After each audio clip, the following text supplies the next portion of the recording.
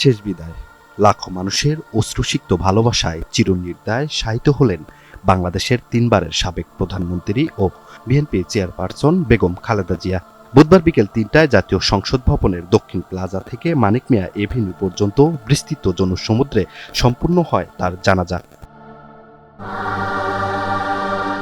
জানাজা শেষে রাষ্ট্রীয় মর্যাদায় শেরেবাংলা নগরে স্বামী শহীদ রাষ্ট্রপতি জিয়াউর রহমানের কবরের পাশে সমাহিত করা হয় দেশের প্রথম এই নারী প্রধানমন্ত্রীকে। এই মহীয়সী নারীর জানাজার খবরটি গুরুত্বের সাথে প্রচার করেছে বিশ্ব গণমাধ্যম।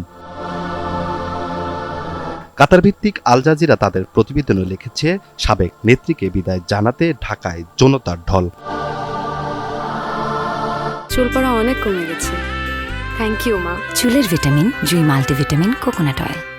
ব্রিটিশ গণমাধ্যম বিবিসি বলছে, কেবল এক নজর দেখার জন্য দেশের প্রত্যন্ত অঞ্চল থেকে লাখ লাখ মানুষ রাজধানী ঢাকায় ছুটে আসেন।